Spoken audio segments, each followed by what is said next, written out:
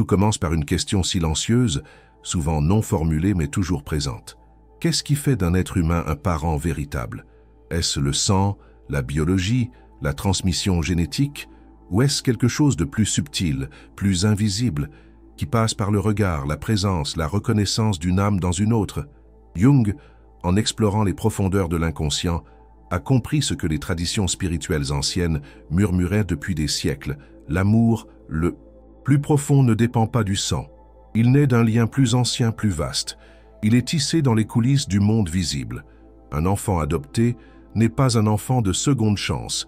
Il est un enfant de rencontre, de reconnaissance, d'élections mutuelles, souvent mystérieuses, parfois imprévisibles, mais toujours pleines de sens. Certaines mères disent qu'elles ont rêvé de leur enfant avant même de le connaître, qu'une voix intérieure leur parlait, les guidait, les préparait à cette rencontre de l'âme. Ce n'est pas une coïncidence, c'est une synchronicité.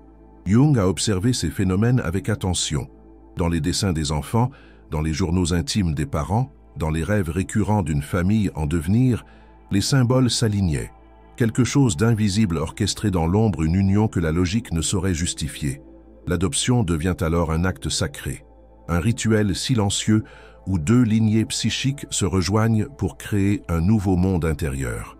Un monde où l'enfant porte une double mémoire, celle de son origine biologique et celle de son origine d'âme. Il devient un voyageur entre deux dimensions. Il traverse des paysages intérieurs que peu de gens explorent si jeunes. Cela forge en lui une sensibilité particulière, une perception affinée des ambivalences, des nuances, des symboles qui peuplent la psyché. Il sent ce que d'autres ne sentent pas. Il perçoit les énergies, les silences, les tensions invisibles. Pour les parents adoptifs, c'est aussi un chemin d'initiation. Ils ne reçoivent pas seulement un enfant, ils accueillent un archétype vivant, une invitation à dépasser leur histoire personnelle pour entrer dans quelque chose de plus grand qu'eux.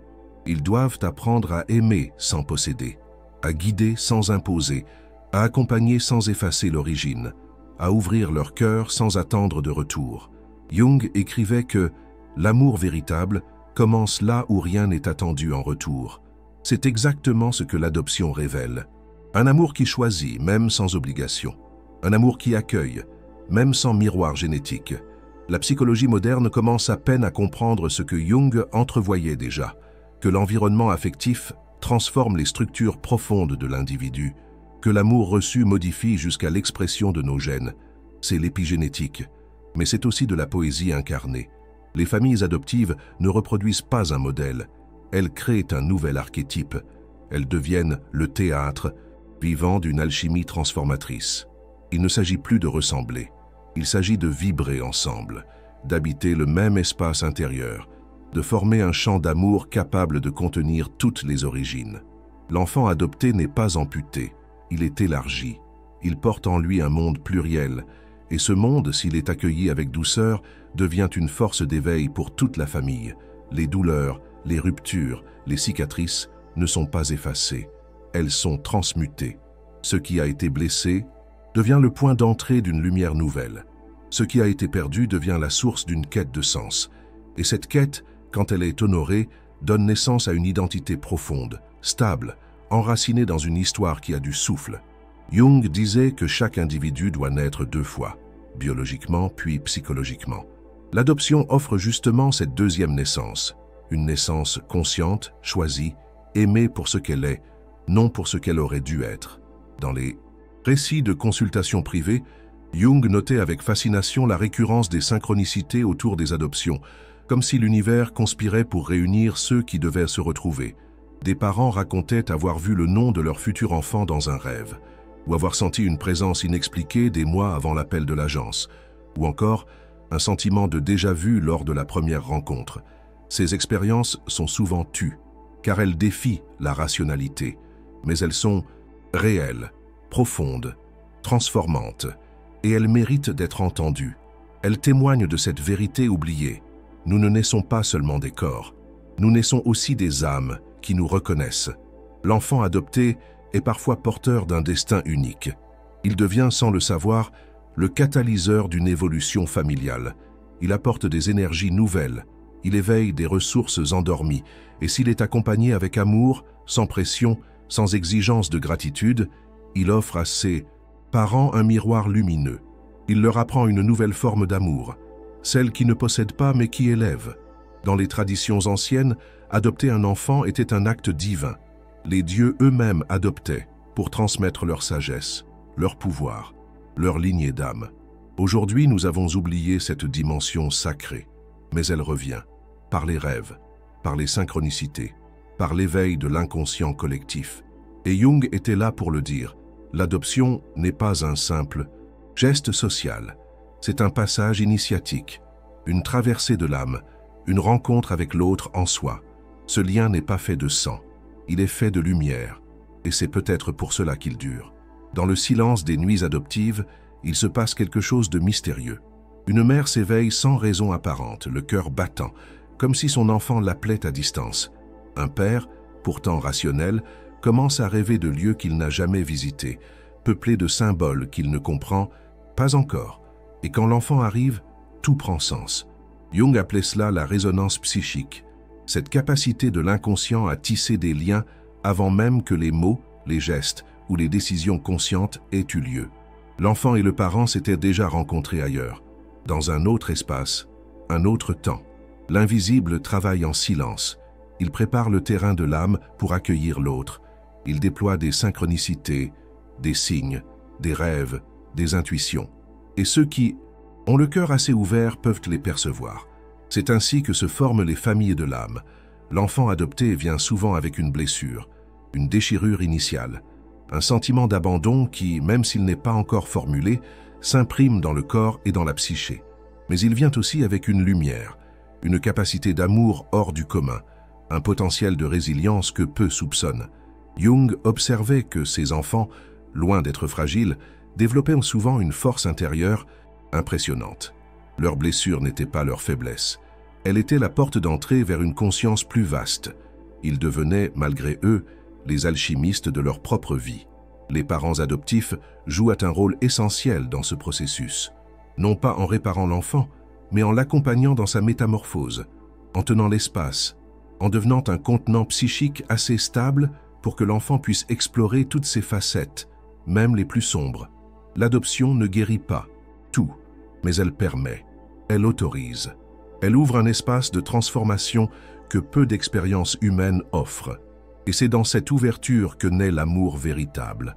Un amour qui ne veut pas changer l'autre, mais qui l'accueille tel qu'il est. Le processus est souvent inconfortable, car il confronte. Il met en lumière les blessures des parents autant que celles de l'enfant.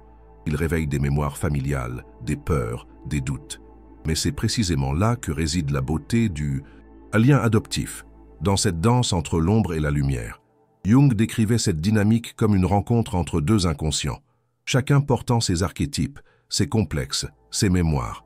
Et quand cette rencontre est vécue avec conscience, elle devient une co-création, une œuvre psychique commune. Les rêves jouent souvent un rôle central dans cette co-création. Des enfants qui rêvent des visages de leurs parents avant de les rencontrer. Des parents qui voient des symboles communs à ceux de l'enfant sans savoir pourquoi. Des rêves qui se répondent d'une génération à l'autre. Ce sont les fils d'or de la psyché, comme les appelait Jung. Ces lignes de lumière qui relient les êtres au-delà du temps et de l'espace. Des lignes invisibles, mais indestructibles. Et puis il y a les symboles. Le papillon qui revient sans cesse dans les dessins, le labyrinthe, le phénix, l'arbre aux racines multiples. Tous parlent de la même chose. La transformation, la traversée, l'intégration. D'une identité complexe, tissée de plusieurs mondes. L'enfant adopté n'efface pas ses origines. Il les porte. Et s'il est soutenu, il les transmute. Il les transforme en savoir, en compassion, en puissance. Il devient le pont entre ce qui a été et ce qui peut être. Les parents, eux aussi, se transforment. Ils découvrent en eux des ressources inattendues, une capacité d'aimer plus large, plus fluide, une humilité nouvelle face au mystère de la vie. Beaucoup disent que l'adoption les a changés à jamais, qu'ils ne sont plus les mêmes. Non pas parce qu'ils ont donné, mais parce qu'ils ont reçu une initiation, une révélation, une grâce. Jung observait que ces transformations n'étaient pas seulement psychologiques.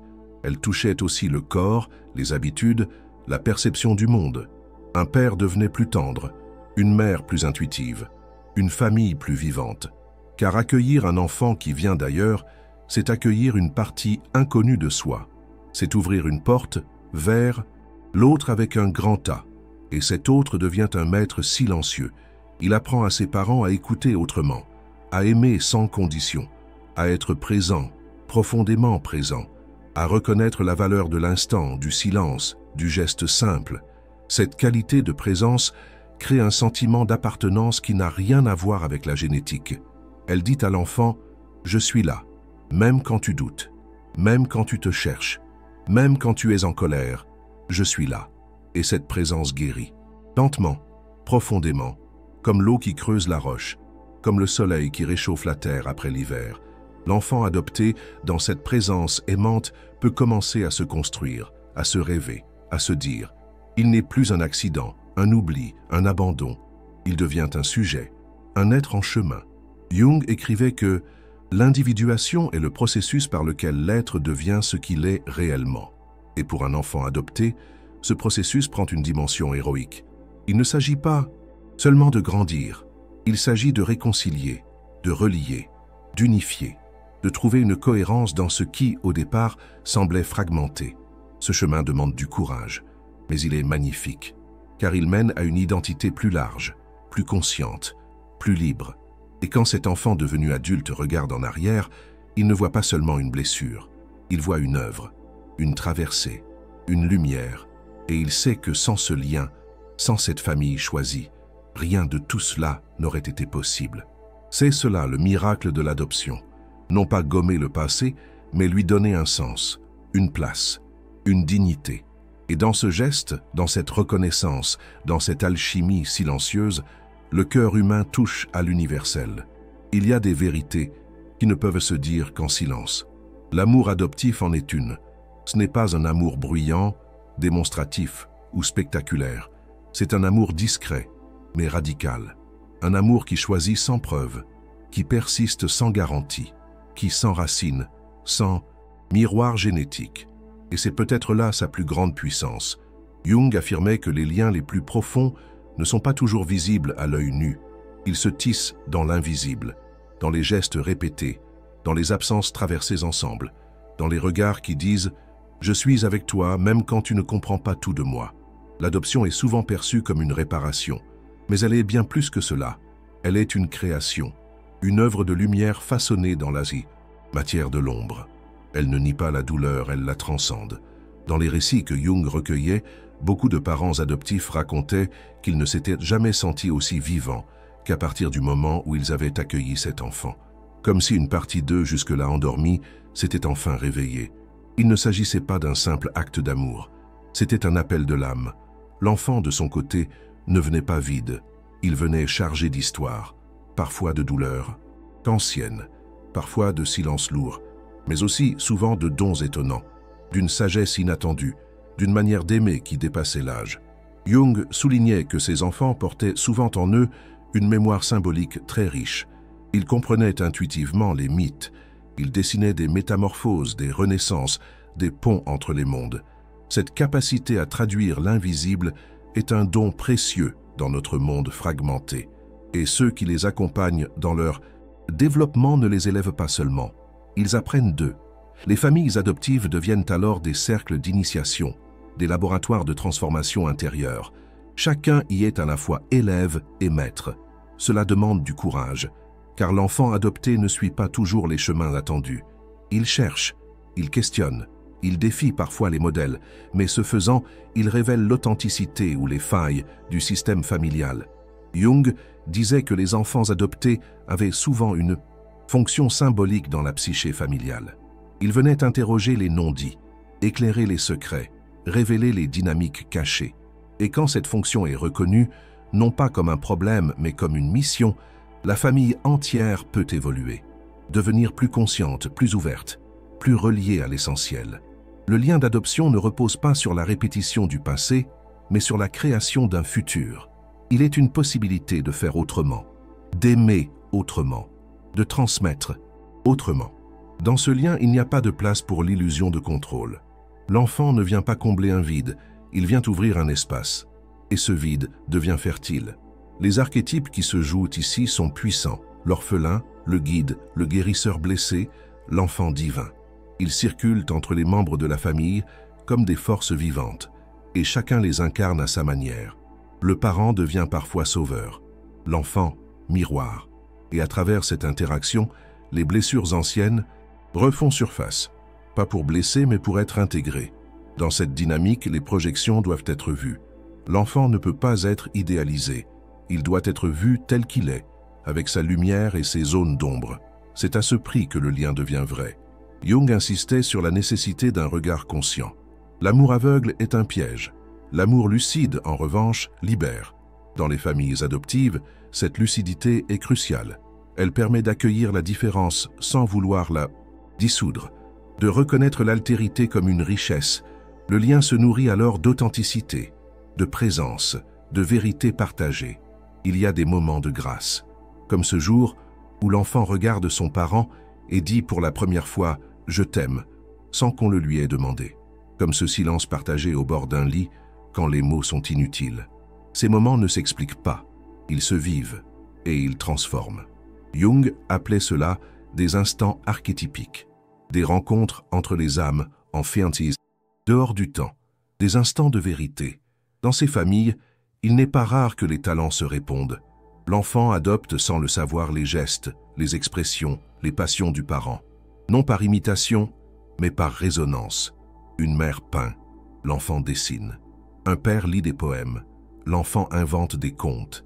Il y a une musique secrète qui s'accorde entre eux, quelque chose d'antérieur à l'apprentissage. C'est cela que la biologie ne peut expliquer. C'est là que l'amour dépasse le sang. Quand le lien est vécu dans cette profondeur, il guérit aussi les blessures transgénérationnelles, celles que les familles biologiques transmettent malgré elles. Les enfants adoptés viennent parfois interrompre des cycles anciens. Par leur simple présence, ils ouvrent une brèche. Et dans cette brèche, une nouvelle conscience peut naître. Cela ne se fait pas sans douleur. Il y a des résistances, des peurs, des phases de repli, mais il y a aussi des émerveillements, des révélations, des renaissances. L'enfant adopté devient un maître du paradoxe.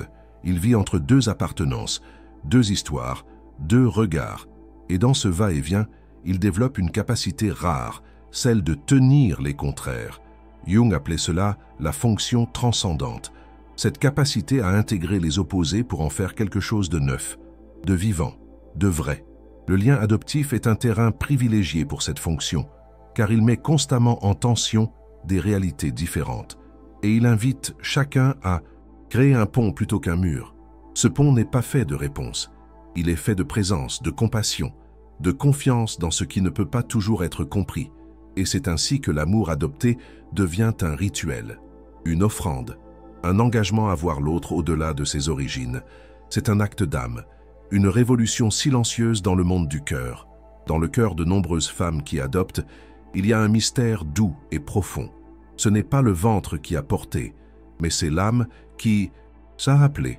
Et parfois c'est encore plus fort, car l'amour n'a pas été imposé par la nature. Il a été choisi, délibérément, intensément. Jung observait que chez ces mères, une transformation profonde s'opérait. Elles entraient en contact avec un archétype très ancien, celui de la mère universelle, celle qui aime au-delà de la biologie, celle qui voit au-delà de l'apparence, celle qui reconnaît l'enfant même s'il ne vient pas d'elle. Ce type d'amour est rare, mais il est pur, il est initiatique. Il enseigne que la maternité ne se limite pas à l'accouchement. Elle se vit aussi dans l'accueil, dans la protection, dans la capacité à nourrir l'âme autant que le corps. L'enfant, de son côté, ressent cette qualité, même s'il ne peut pas encore la nommer.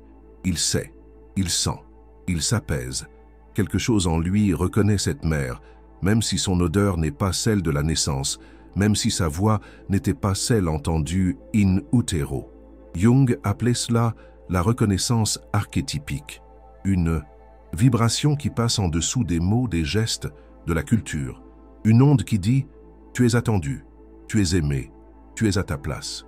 Cette reconnaissance ne s'achète pas, elle ne se construit pas avec des preuves, elle naît d'un regard intérieur, d'un cœur ouvert, d'une présence constante même dans l'incertitude. Et c'est là que réside l'un des plus grands défis du lien adoptif, traverser l'incertitude sans se fermer, sans vouloir contrôler, sans exiger une forme d'amour prévisible. Car l'amour adopté ne suit pas les scénarios classiques. Il prend des détours, il résiste parfois, il teste, il demande à être confirmé sans cesse, mais chaque fois qu'il est accueilli avec patience, il s'approfondit, il s'ancre, il devient indestructible. Les pères adoptifs vivent eux aussi une initiation puissante. Beaucoup découvrent une tendresse qu'ils ne soupçonnaient pas, une sensibilité nouvelle, une force tranquille qui ne cherche plus à imposer, mais à soutenir. Ils deviennent des piliers, silencieux, des présences fiables, et parfois des poètes discrets de l'amour quotidien. Car cet enfant qu'ils n'ont pas engendré devient leur plus grande œuvre. Il y a, dans le lien adoptif, une beauté brute, une sincérité absolue. L'enfant ne fait pas semblant. Il ne donne pas son cœur facilement. Mais quand il le donne, c'est entier. C'est vrai. Jung racontait que les enfants adoptés ont souvent une intuition très fine. Ils sentent les incohérences. Ils détectent les faux semblants. Ils poussent les adultes à être vrais ou à se retirer. Ce n'est pas un rejet. C'est une exigence d'authenticité. Et c'est une chance immense, car cette exigence élève, elle guérit, elle purifie les relations. Les familles adoptives qui acceptent cette exigence deviennent des espaces rares, des lieux de vérité, de croissance, de profondeur. Elles n'ont pas besoin d'être parfaites. Elles doivent être présentes, cohérentes, humaines. Il y a un moment clé dans la trajectoire de l'enfant adopté, celui où il commence à poser des questions sur ses origines. Ce moment est souvent redouté par les parents, mais il est sacré. Ce n'est pas un rejet, ce n'est pas une trahison. C'est une étape naturelle dans le processus d'individuation. C'est le besoin de rassembler toutes les pièces de son identité. Et plus les parents adoptifs peuvent accompagner cette quête sans peur, plus le lien se renforce. Car l'enfant comprend qu'il peut chercher sans perdre, explorer sans renier, grandir sans blesser. Jung insistait, l'enfant doit pouvoir intégrer et non choisir entre. Intégrer ses racines biologiques et ses ailes adoptives. Intégrer la mémoire de ses ancêtres et l'amour de sa famille actuelle. Cette intégration est une œuvre d'art. Elle demande du temps, du soutien, de la confiance, mais elle donne naissance à une identité stable, libre, lumineuse. Le rôle des parents est alors d'ouvrir les portes, de donner accès aux récits, aux objets, aux mémoires, sans honte, sans peur, avec la certitude que l'amour véritable ne craint pas la vérité. Et dans ce processus, des miracles ont lieu. Des enfants retrouvent des morceaux d'histoire et les intègrent avec gratitude. D'autres découvrent des ressemblances troublantes entre leur vie actuelle et celle de leurs ancêtres. Certains tissent des ponts symboliques entre leurs deux familles, créant ainsi une lignée nouvelle, faite d'unité. La famille adoptive devient alors un sanctuaire, un lieu où toutes les mémoires peuvent cohabiter, où le passé n'est pas effacé mais honoré, où l'avenir se construit dans la paix.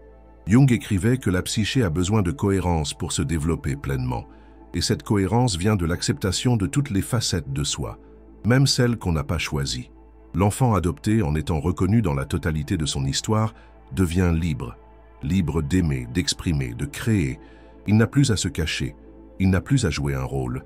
Et les parents aussi deviennent plus libres, libres d'être ce qu'ils sont, libres de se montrer vulnérables, libres d'aimer sans condition.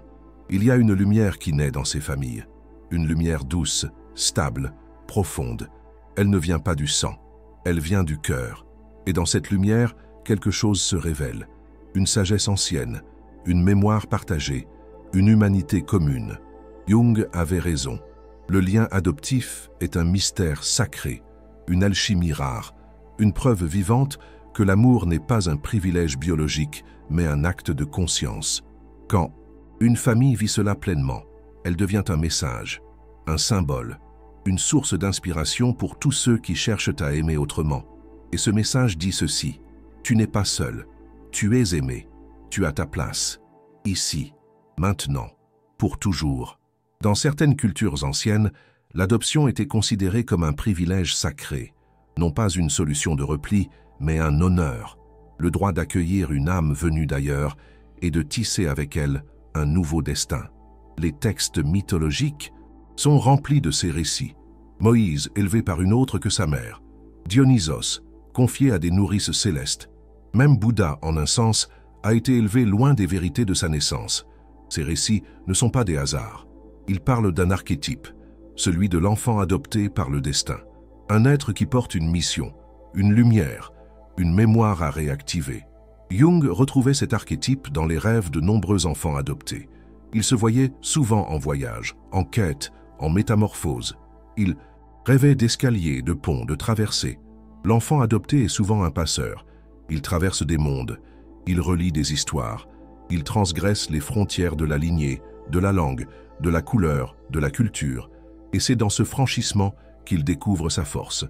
Mais pour que cette force émerge, il faut un sol, un espace d'ancrage, une famille qui ne cherche pas à tout effacer, mais qui donne les outils pour comprendre, pour relier, pour créer une nouvelle synthèse.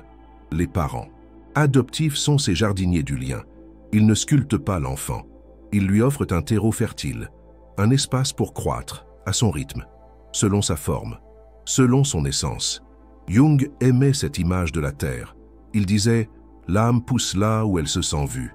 Et dans une famille adoptive consciente, l'enfant est vu, non pour ce qu'il aurait dû être, mais pour ce qu'il devient. Cela change tout, car l'adoption n'est pas une compensation.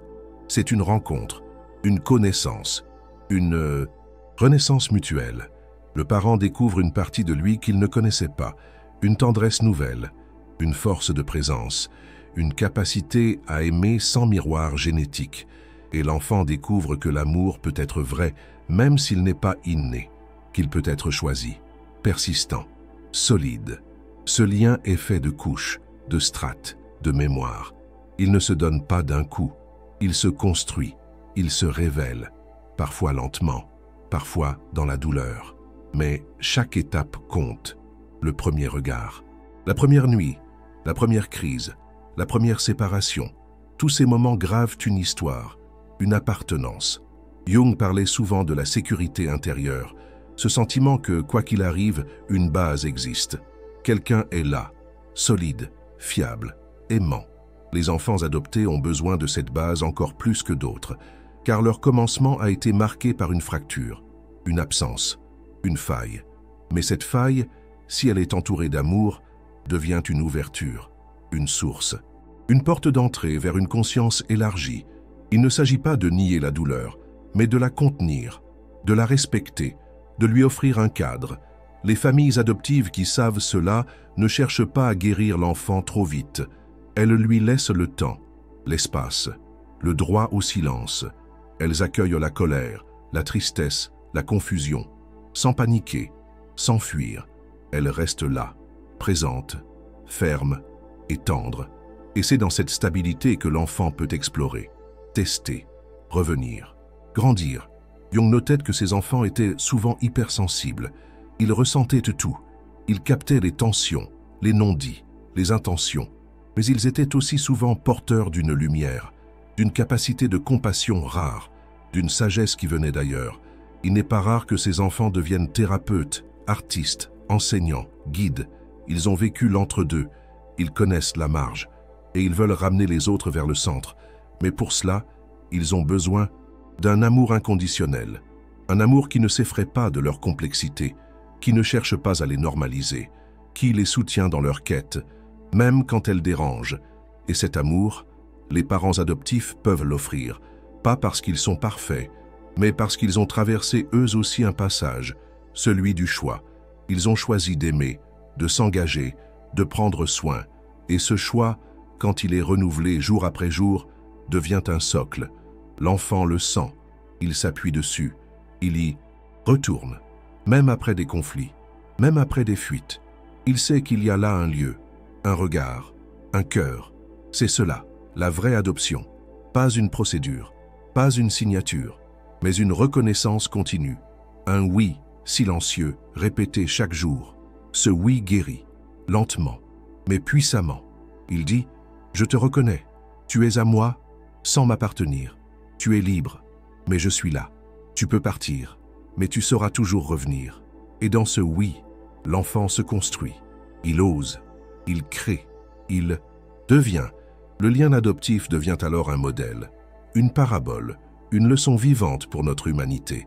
car il nous dit que l'amour ne dépend pas du sang, il dépend de la présence, du choix, de l'engagement.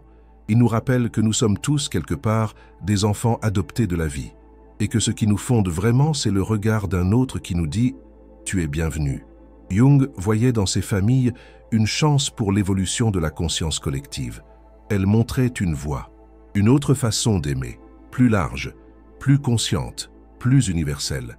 Et peut-être que c'est cela, au fond, la mission des enfants adoptés, nous apprendre à aimer autrement. Il existe une mémoire qui ne se transmet pas par les mots, une mémoire silencieuse, vibratoire, que Jung appelait la mémoire archétypique. Cette mémoire traverse les générations, les lignées, les corps, mais aussi les ruptures. Un enfant adopté, même sans connaître ses parents biologiques, porte en lui une histoire, une trace, un écho. Ce n'est pas un poids à porter, mais un paysage à explorer, une matière à transformer. Et cette transformation ne se fait pas dans l'oubli, elle se fait dans l'intégration. L'enfant ne doit pas renier ses origines, il doit apprendre à leur donner une place. Ce processus est subtil, il demande du temps. Il demande aussi des adultes capables d'accompagner sans envahir, des parents qui ne prennent pas la quête personnelle de leur enfant comme une menace, mais comme un acte de croissance. Jung observait que l'un des plus grands dons que les parents adoptifs puissent offrir, c'est la liberté intérieure, la liberté de poser des questions, d'avoir des zones de doute, de ne pas toujours être reconnaissant. Car l'enfant adopté parfois ne sait pas comment remercier.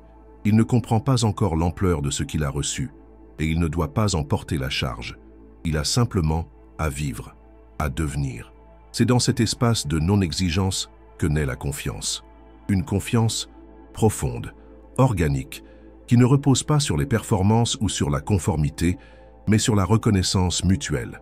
Les parents qui adoptent se trouvent eux aussi adoptés par la vie, par cette nouvelle histoire, par un enfant qui les regarde un jour et dit sans mots « Tu es ma maison ». Cette maison ne ressemble à aucune autre. Elle a des fenêtres ouvertes sur l'invisible, des murs faits de silence habité, un toit de patience et un sol de vérité. Dans ces maisons, on ne cherche pas à colmater toutes les failles. On apprend à les habiter, à leur donner sens, à en faire des lieux de beauté. L'enfant adopté n'a pas besoin qu'on lui invente un passé parfait. Il a besoin qu'on l'aide à tisser son propre récit. Un récit vrai, nuancé, profond. Et ce récit commence par un acte, celui de dire oui à son histoire entière, pas seulement à ce qui est lumineux, mais aussi à ce qui est trouble, ce qui fait mal, ce qui n'a pas de réponse. Jung disait que la totalité psychique ne se construit que dans l'inclusion des contraires. Et c'est exactement cela que l'adoption offre, une voie de réconciliation. La réconciliation entre l'origine et l'accueil, entre le biologique et le symbolique, entre ce qui a été et ce qui est devenu possible. Ce processus peut être douloureux, il peut éveiller des peurs, mais il est nécessaire, car c'est lui qui libère l'élan de vie véritable. Certains enfants adoptés vivent ce passage sous forme de crise, une adolescence agitée, une remise en question radicale, une période de rejet. Ce n'est pas un échec, c'est un rite de passage. C'est l'âme qui cherche à se repositionner, à réécrire le contrat intérieur, à trouver une cohérence plus vaste. Et si les parents tiennent bon, si leur amour ne vacille pas, alors l'enfant revient, transformé, apaisé, plus solide, plus lui-même. Ce retour n'est pas un retour en arrière, c'est une descente plus profonde, une renaissance.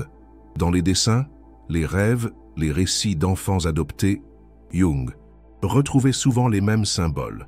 L'œuf, la grotte, le dragon, le feu, le cercle. Ce sont les symboles de l'alchimie intérieure, du grand passage. Le feu représente la colère, l'œuf, la potentialité, la grotte, la solitude nécessaire, le dragon, la peur à affronter, et le cercle, l'unité retrouvée. Quand ces symboles apparaissent, c'est que l'enfant entre dans une nouvelle phase. Il ne veut plus être défini par son passé. Il veut en faire quelque chose, le transformer en puissance, créatrice. Et les parents, là encore, ont un rôle précieux, celui de gardien du feu, non pas pour l'éteindre, mais pour en faire une lumière.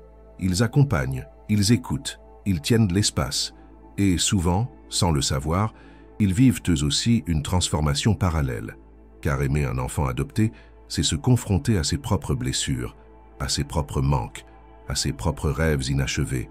C'est une forme de thérapie silencieuse, un miroir profond, un appel à la vérité. Et cette vérité ne détruit pas, elle révèle, elle purifie, elle ouvre. Dans les familles où cette dynamique est vécue avec conscience, une autre dimension apparaît, celle de la gratitude profonde. Non pas celle qu'on attend de l'enfant, mais celle que les parents ressentent.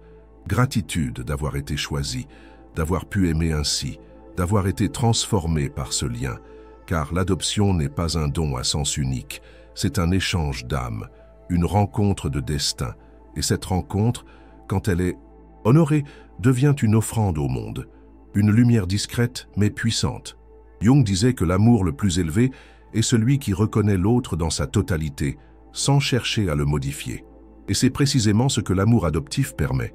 Il ne gomme pas les origines, il les accueille, il ne nie pas les douleurs, il les enveloppe, il ne cherche pas à faire oublier, il invite à se souvenir autrement. Et c'est là que se trouve sa vraie grandeur, dans ce regard qui dit « Tu n'es pas à moi, mais je t'aime comme si tu l'étais, parce que je vois en toi quelque chose d'unique, quelque chose qui me révèle moi aussi. » Ce regard, l'enfant le garde en lui toute sa vie. Il le porte dans ses choix, dans ses relations, dans ses créations. Et ce regard, parfois, suffit à tout transformer. Il y a, dans certaines rencontres humaines, une sensation étrange de déjà-vu, une impression que cette âme, là devant vous, vous l'avez connue avant, qu'elle était attendue, et que l'univers, dans sa sagesse silencieuse, a juste orchestré les retrouvailles. C'est ce que de nombreux parents adoptifs décrivent après coup, une certitude intime, souvent inexplicable. Cet enfant, c'était lui. Depuis toujours, c'était lui. Jung appelait cela une union d'âme. Et il l'explorait non pas comme un phénomène romantique, mais comme une vérité psychique, une mémoire de l'inconscient collectif, une sorte d'écho ancien entre deux êtres, tissé bien avant cette incarnation. Quand un enfant adopté entre dans une famille, il ne vient pas comme une page blanche. Il arrive avec des signes, des rêves, des blessures, des trésors cachés. Et parfois, il réveille des parties endormies chez ceux qui l'accueillent. Un père retrouve son instinct. Une mère se reconnecte à son intuition. Une sœur apprend la tendresse. Et la famille entière, souvent, se découvre capable d'aimer plus vaste, plus vrai, plus profond. Il y a des familles biologiques où l'amour ne circule pas, et des familles adoptives où l'amour déborde. Ce paradoxe nous oblige à revoir nos croyances, à déplacer le centre de gravité de nos certitudes.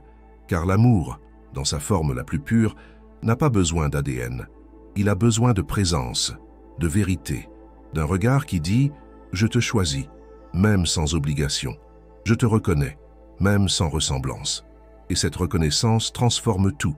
Dans les récits thérapeutiques recueillis par Jung, un thème revenait souvent, l'étrange coïncidence entre les symboles intérieurs de l'enfant et ceux du parent adoptif, un enfant qui rêvait d'un cerf, et un père qui, depuis l'enfance, se sentait connecté à cet animal, une fille qui dessinait toujours la mer, et une mère qui, adolescente, écrivait des poèmes sur l'eau sans comprendre pourquoi. Ces synchronicités ne sont pas anecdotiques, elles révèlent un tissage profond, un dialogue entre inconscients, un langage de l'âme que les mots ne traduisent qu'imparfaitement. Jung appelait cela la logique du symbole, et c'est cette logique qui régit bien des liens adoptifs. Non la logique linéaire de la génétique, mais celle circulaire de l'âme. Les enfants adoptés, en vivant entre deux mondes, développent souvent une capacité d'empathie exceptionnelle. Ils sentent ce qui est tu, ils perçoivent les tensions, ils traduisent les silences. Mais cela peut aussi être un fardeau. Ils peuvent s'oublier, se suradapter, se sentir responsables du bonheur des autres. C'est pourquoi il est si essentiel de leur offrir un espace où ils peuvent exister pleinement, sans masque, sans attente, avec toutes leurs nuances. Leur chemin n'est pas celui de la conformité, c'est celui de l'authenticité. Et cela demande des parents courageux, prêts à voir ce qui dérange, à accueillir ce qui surprend, à ne pas projeter leurs désirs sur l'enfant, car l'enfant adopté n'est pas un projet. Il est une rencontre, un mystère, un chemin vivant. Et plus on respecte ce mystère, plus l'enfant s'épanouit. Il commence à oser, à créer, à prendre sa place. Il découvre que sa voix compte, que son histoire, loin d'être un handicap, est une richesse, une source de connexion, un langage secret avec ceux qui, comme lui, vivent entre les mondes.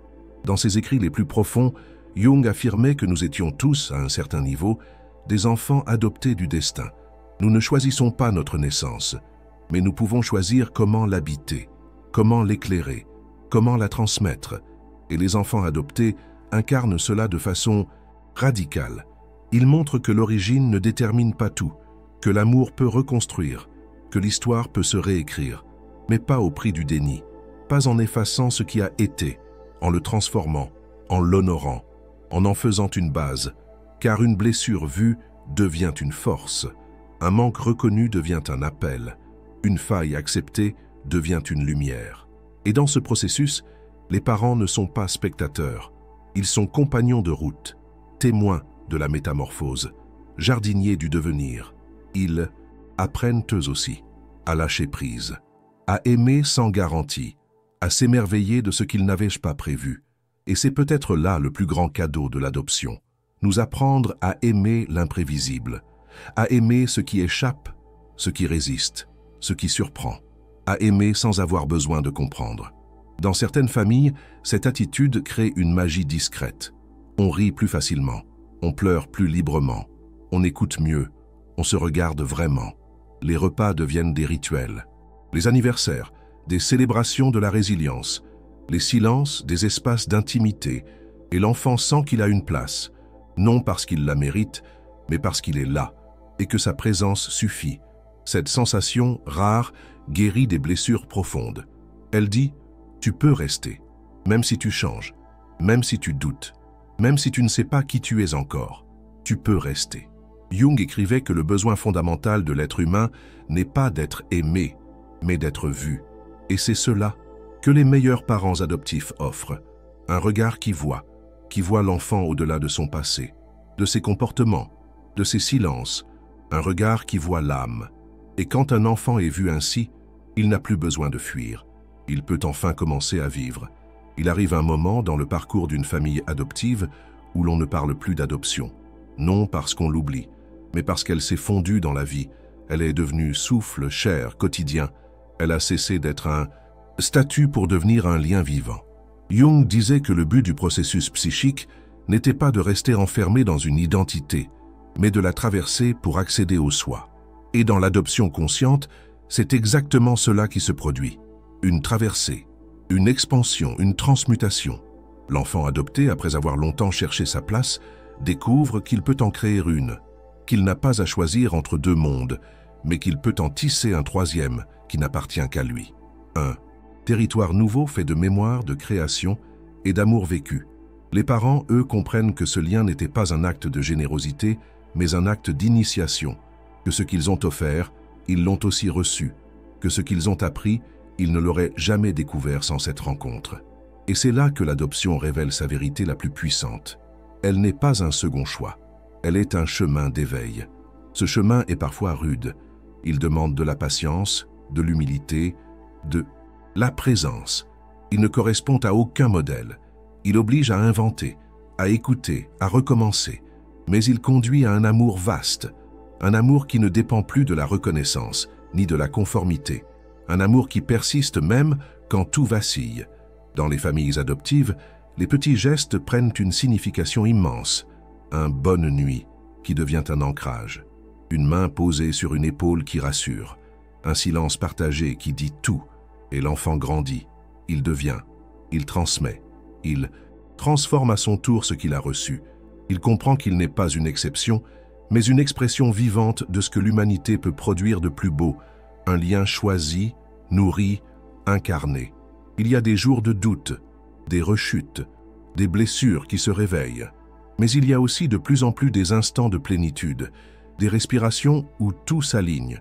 Ces moments ne sont pas spectaculaires, mais ils sont sacrés.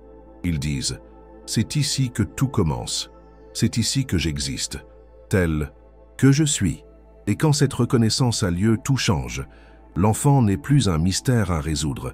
Il est une étoile dans le ciel familial, un point de repère, un éclat unique. Les parents ne sont plus dans le rôle. Ils sont dans la relation. Ils n'éduquent plus. Ils accompagnent, Ils partagent, ils écoutent, et l'amour circule. Il n'a plus besoin de justification. Jung affirmait que le lien le plus solide entre deux êtres était la reconnaissance mutuelle de l'âme. Non pas l'attachement, ni la dépendance, ni l'habitude, mais le regard vrai, celui qui dit « je te vois ». Dans les familles adoptives conscientes, ce regard est la fondation. Il ne juge pas, il n'exige pas, il accueille. Et ce regard-là a une puissance que rien ne peut briser. Il fonde des identités, il restaure des blessures anciennes, il éclaire des générations entières. Il permet à l'enfant d'explorer, de se perdre, de revenir.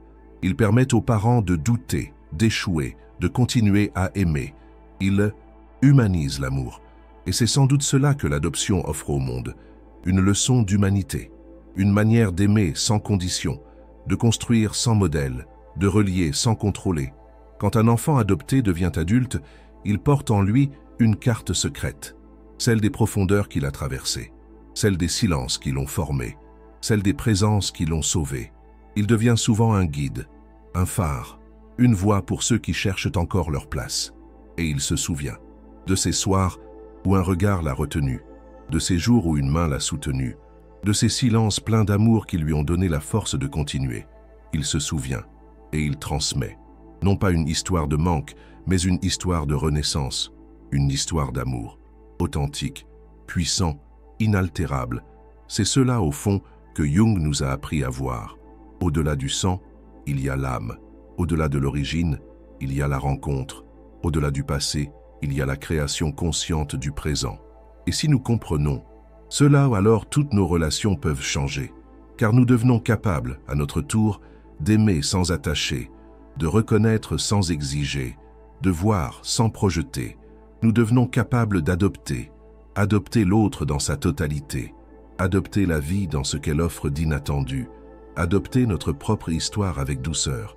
Et dans cet acte d'adoption intérieure, c'est l'humanité tout entière qui commence à guérir. Si ce message a touché quelque chose en vous, alors ce n'est pas un hasard. Ici, nous parlons de ce que peu osent nommer les vérités profondes qui changent le regard, qui transforment l'âme. Abonnez-vous à cette chaîne pour recevoir d'autres explorations intérieures inspirées par la pensée de Carl Jung et les mystères du lien humain. Et souvenez-vous, l'amour véritable ne connaît pas de frontières. Il choisit, il reconnaît et il guérit.